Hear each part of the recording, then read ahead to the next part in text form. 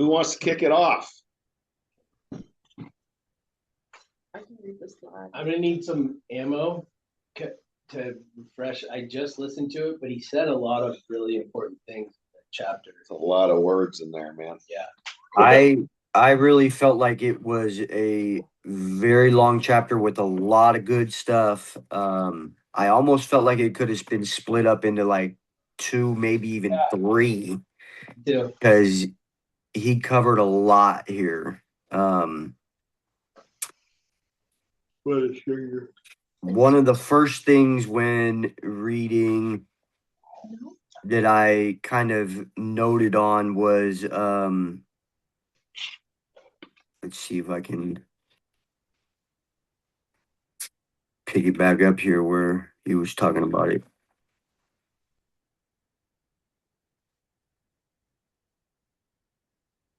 Basically, I don't know. He was talking about how,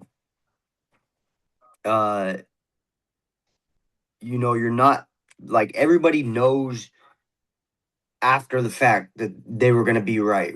Like the cab driver was sitting there telling him, you guys shouldn't have made that bet. That was stupid because I knew they were going to lose, How he says how he knew, but, everybody only talks about how after the fact they knew. And what that made me kind of think of in like today's day and age is like with Instagram and how, only everybody's only ever putting out their best image of themselves and everything. You don't ever see the bad, you only see the good.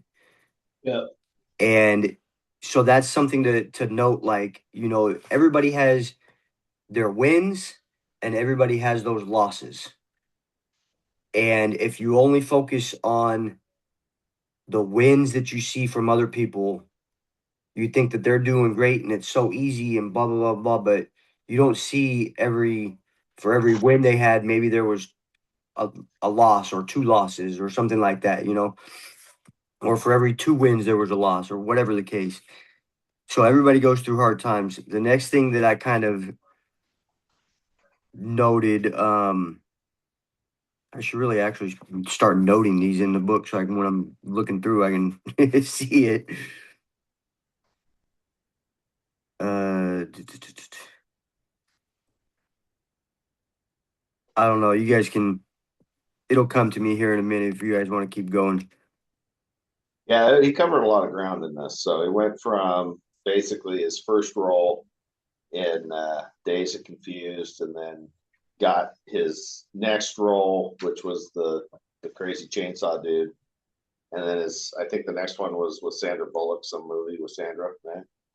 And it was on the side or something. Something, yeah. It was interesting because he went through that whole cycle, right, where he was a complete unknown, kind of living on like instinct, and then he decided like there was that role where he was going to be the Mexican and he didn't know it. Yeah, Scorpion. Yeah, he's like, I didn't even read the script. I didn't need to.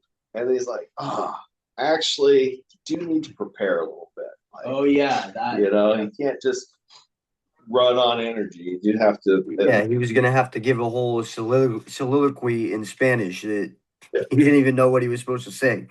Don't even know Spanish, bro.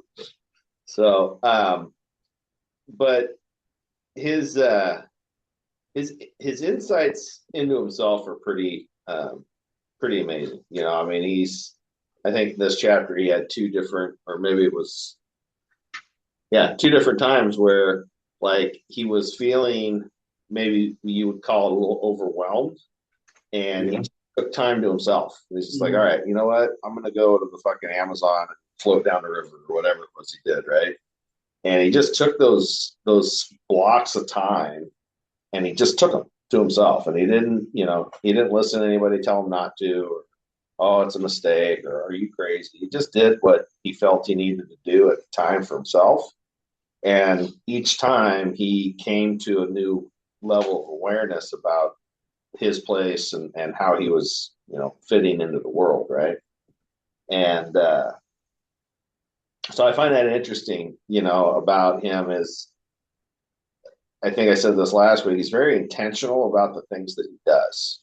And he doesn't just like, oh, I'm just going to go take the next 2 months off and, you know, fucking play Xbox or whatever. Like he's like, yeah, I'm missing something right now. I need to go make this connection. Right.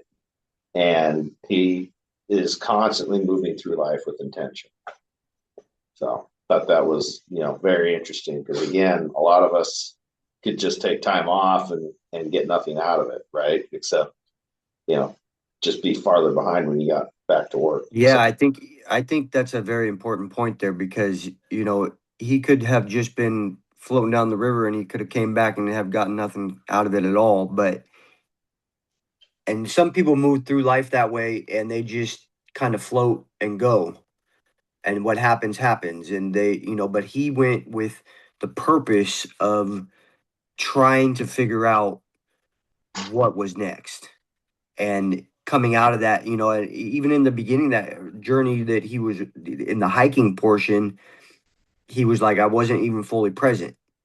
yeah, And then he had that night in the tent. I think that's maybe when he started popping his ecstasy pills or something, because because he like stripped all his stuff away and woke up in the morning and was like, okay, here we go. And that's when he was kind of, open back to it or something, and able to receive what he was looking for.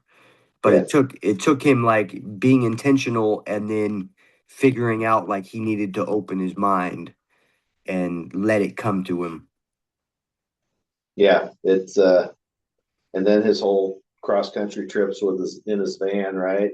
With the piss hole in the floor and Mhm. like, he just went and he didn't worry about what Yep. anybody think or say. He's like, oh, this is what I'm doing now. And if you want to meet with me, I'll pick you up at the airport and I'll drop you off at another airport. That's how he lived his life, right? Um, but again, with intentionality, like he was going through something that he was trying to figure out how to handle this new fame that suddenly he had, right? I love the story about when he goes to get the what was it, a peanut butter and jelly sandwich in the square, right? Like one week nobody knows him, and then the next week everybody knows him, right? And how dealing with that shift created a new set of problems for him, right? And that's something Grant always says is, your liabilities will become assets and your assets will become liabilities. Like it's just a matter of time and perspective. At one point, being unknown was a problem, and then then the next step was being known becomes the problem for him, right? And was interested in his when he's talking about how the opportunities, like he ended up drowning in a sea of opportunities, right? Because all of a sudden anything was possible, where a few months earlier, like only one out of 100 things was possible, right? So it's just it's very interesting to see his uh, pursuit of um, I guess just his meaning and his purpose, right? Like, what's my meaning? What's my purpose? What am I doing this for? And then taking steps to cement that in for himself. Yeah, and you never really know when those floodgates are going to open.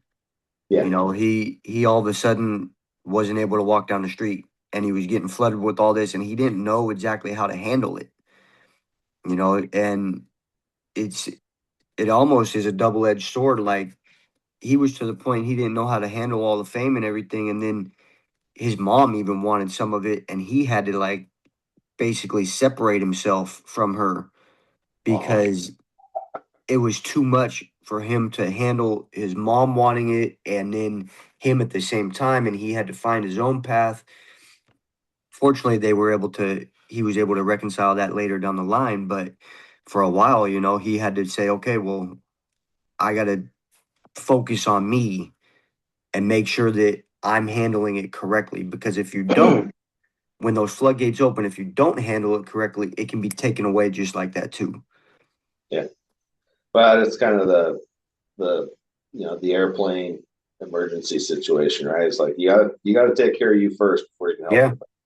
Exactly. And, I feel like he did a really good job about it. He didn't just jump on any role that he wanted. Like, he didn't just jump on the first role that came up to him because that could have been the wrong type of role for him. And if you go down that path, it could be the wrong thing too.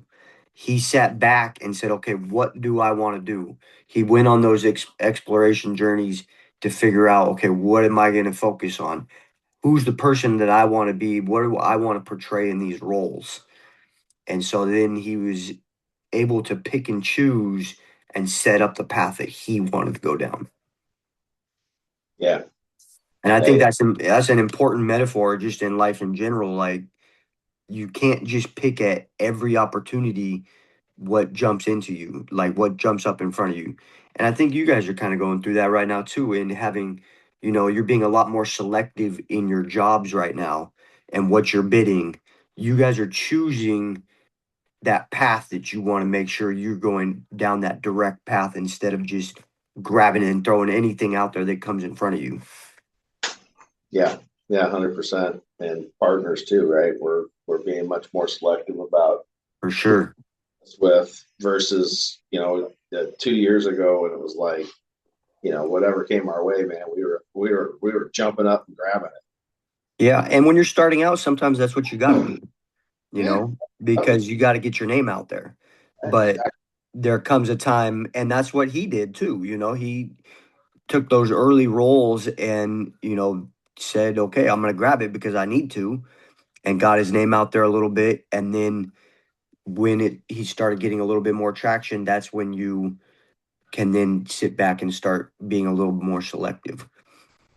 Yeah, activity, right? I mean, early on, nobody knows who you are. You got to have a lot of activity. You got to be out there, jumping up and down and getting attention, right? Because if nobody knows you, they're not going to do business with you. But once Hmm. people know you, then you can develop a little more maturity. We'll call it maturity.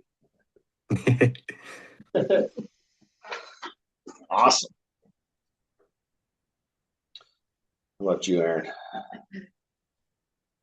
What was the standout?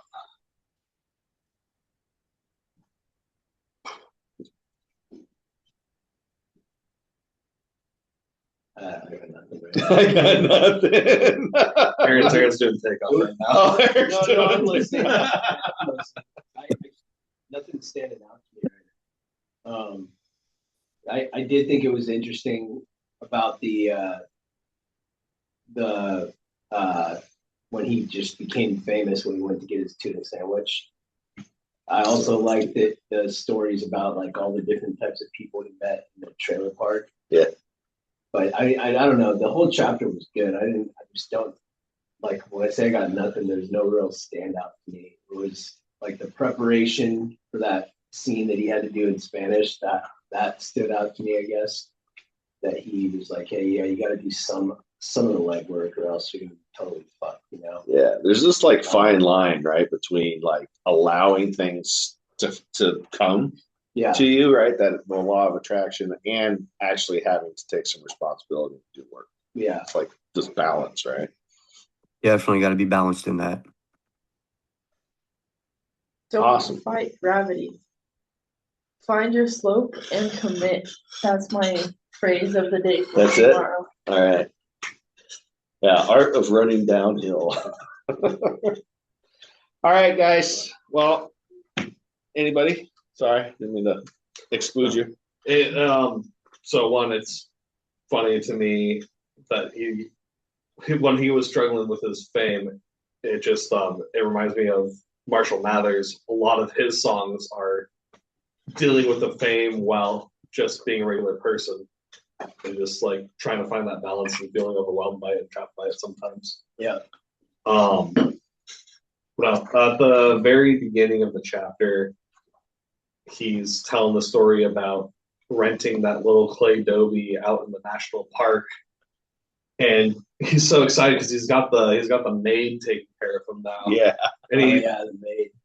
and he's talking. He invites his friend over. And he's talking all about it. And he's like, "Look, and she even presses my jeans for me." And she's like, That's great. If what you want is pressed jeans, he has that quote. I think it's what does it say? I think it says, "Note to self: when given the opportunity, ask yourself if you want something before you actually go get it." Yeah. Mm-hmm. That's a good one. If you want your jeans pressed. Turns out I didn't want my jeans pressed. Yeah, it's pretty sick. All right, guys. Thanks for jumping in, Scotty. Have a great day. Absolutely. You guys as well. See ya. We'll see you next week, if not sooner. Yes, sir. Have a great day, guys. You too. Thank you.